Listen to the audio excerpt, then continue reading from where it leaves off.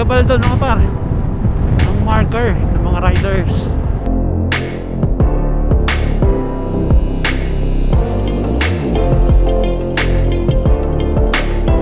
Ito yung Kalabasa, ayan oh, welcome, mabuhay Kalabasa.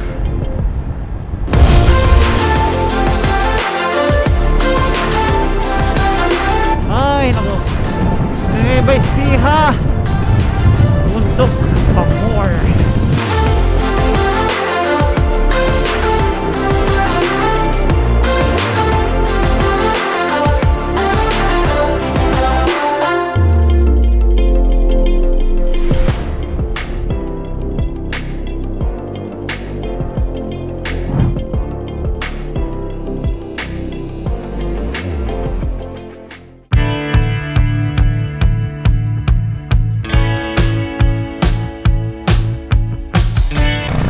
Okay, so ayun mga par, dito tayo sa may Aurora Province. Nice. So ngayon, mag-umpisa tayo ng ating vlog naman. Pupunta tayo sa Gabaldon.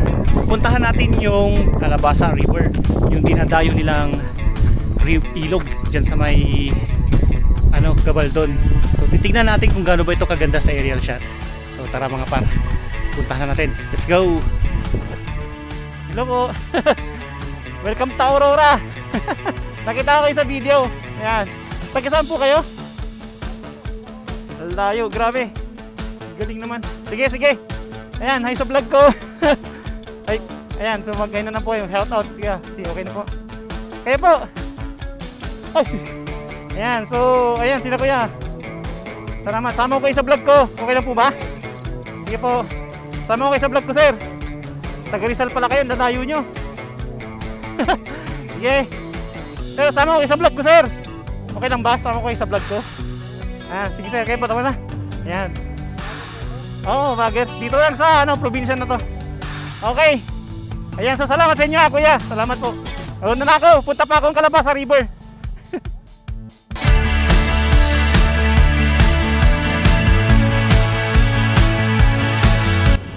Hey, nice, nice. May mga nakasama tayong mga riders. Gabi. Galing pa sila ng Rizal. 300 kilometers po yung binyahe nila. Mula dito sa may Aurora. So pupunta pa sila ng bayan ng Dipakulaw. Wow, grabe. Ang layo pa nun. So may 3 hours pa silang biyahe. Nice. Ang ganda ng nila. Sabagay madami naman sila. So maganda yung ganyang rides.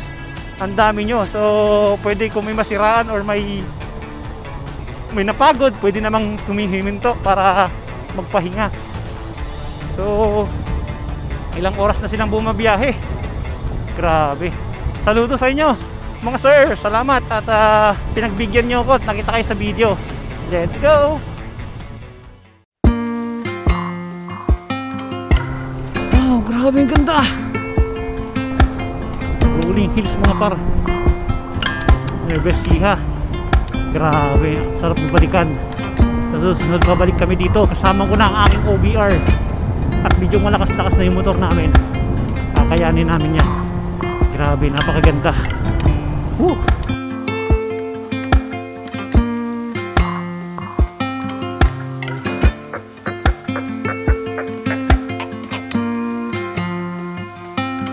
Wow! Grabe! Ang ganda! Oh, ito na yung Labi River. Nasa paanan na natin. Hey, Labi River. Wow, ang dami ng tao. Sa'yo, sabi daw nila kuya, pag nung mahal na araw, halos lahat daw punong-puno yan. Kahit yung walang cottage na, nagpapatayo na ng kanilang tent. Grabe. Iba talagang impact ng mga river ngayon. Napakaganda. Abon.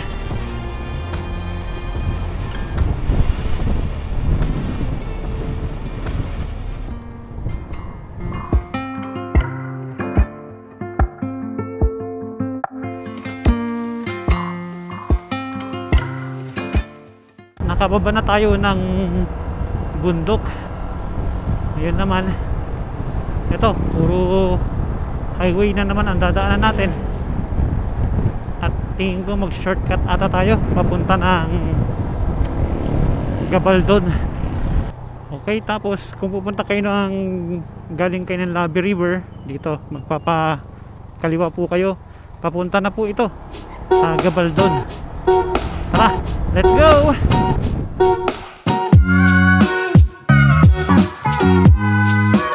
Ay, hanggang ngayon di pa rin tapos to. Bubuhangin ang bato.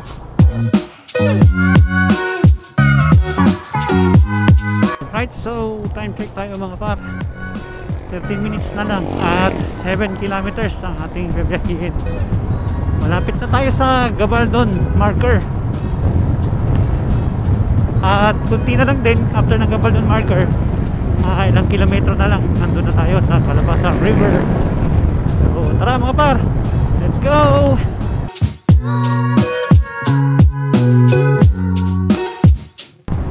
Ito na ang Gabaldon mga par, ang marker ng mga riders. Ayun o, maligayang pagdating. Gabaldon.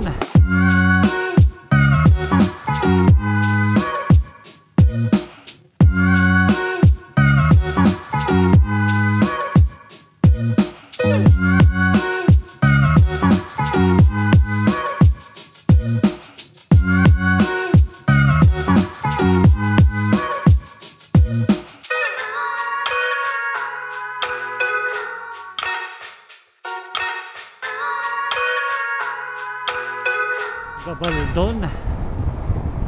Alright. Iyan o, ang Gabaldon.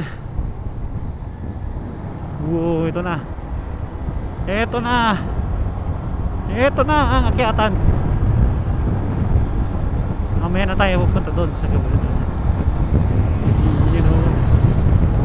Second time around mga par, naakyat ulit ako dito.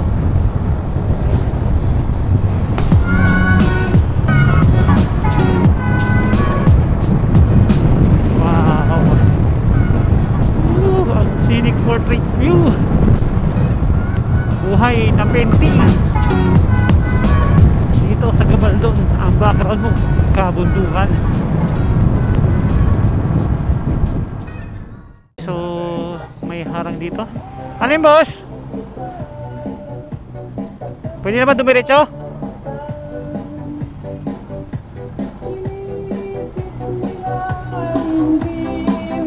Diretso na ako boss. Alright. So yun siguro yung ticket na binibigay. Baka para sa environmental fee nila. Hindi tayo nagbayad ata. Welcome to Barangay Bagting.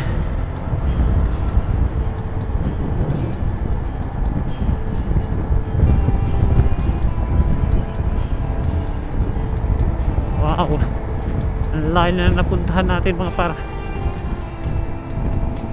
Okay, so 3 kilometers na lang at equivalent to 6 minutes. Grabe dito. Ayun o, bundok sa may kanan natin at bundok ulit sa may kaliwa. Pati sa harapan mga pa, ayun, bundok din. Sierra Madre. Ay nako, Nueva Ecija, bundok pa more. Grabe ang ganda. Ito na yung Calabasa River oh. Calabasa. Ito yung Calabasa. Ayan oh, welcome, mabuhay Calabasa. So saan tayo pesto? Talingan mo natin doon. Dito na lang. May daanan naman pala. Ups ah. Gabaldon. I love Gabaldon.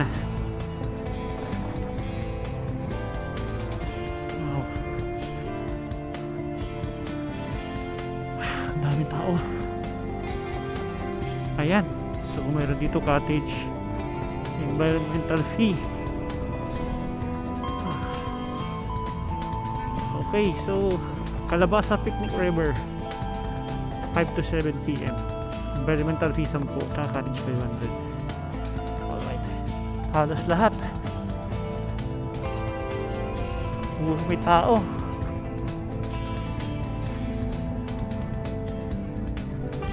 Ganda, ganda. Nice, nice.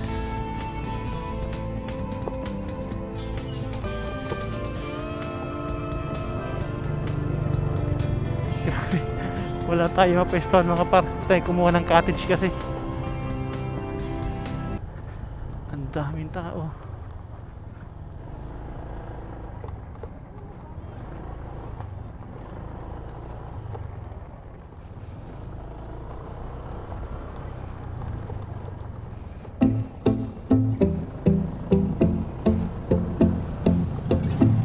Punong-puno. Puro 4 wheels.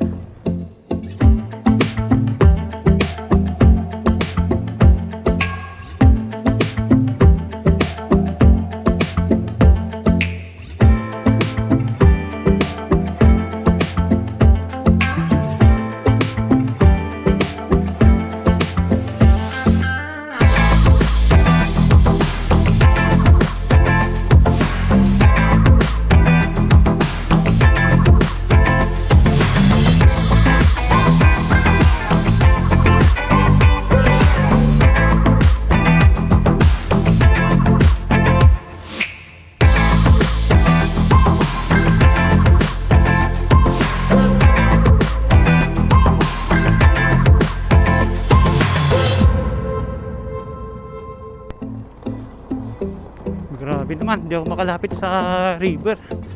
Ang daming mga, halos lahat ng nasa cottage may tao.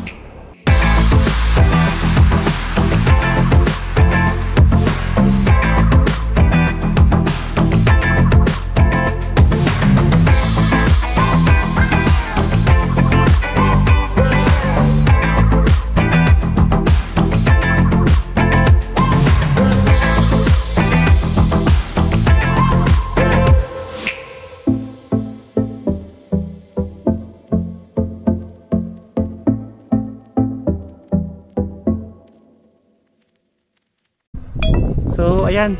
So yung nakapin po na kalabasa picnic, ano po, hindi po yun yung susundin nyo na pin.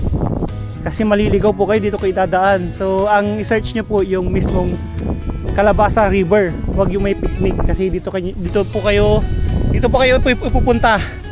So pagdating nyo dito, kung manggagaling kayo doon sa may Gabaldon marker, diretso lang, nagpasan nyo yung nakapin. Tapos 300 meters nandun na. Yun na yung Kalabasa River. Yung maraming cottage doon. Okay. Ayan, so alright mga par. So hindi tayo makalapit doon sa may river ng Kalabasa River. So doon po banda yun. Ay, ang daming tao. Halos lahat ng cottage mayroon laman. So dito sa pinuntahan ko, so bakanting lote. So ito lang po yung cottage na meron dito. Tapos kaunti lang yung tao, parang private property po ata to or for rent. Ayan, para meron pala dito nakalagay. Apple Sari-Sari Store. Ayan. Hi. Pero recommended din mga parang Labi River. Tignan ba naman itong mga kabundukan na makikita natin dyan. Ayan, tapos ito, yung river nila, hindi naman siya kaganong kalinaw kagaya na sa Labi River, pero pwede na. Kasi flowing din naman po yung tubig, nagmumula sa kabundukan din po dyan sa may Gabaldon. Tapos dito, ayan, napapalibutan ng bundok. Lahat yan, pati doon. Grabe, ang ganda. So kapag nandito kayo mga par, sulitin nyo na. Pwede kayo mag-overnight or night stay kayo dito. Pinapahintulutan naman daw po yung mag-stay dito. Pwede naman mag-overnight. Tapos ang cottage po is nasa 500. Tapos ang environmental fee is nasa 10 pesos. Alright, maganda.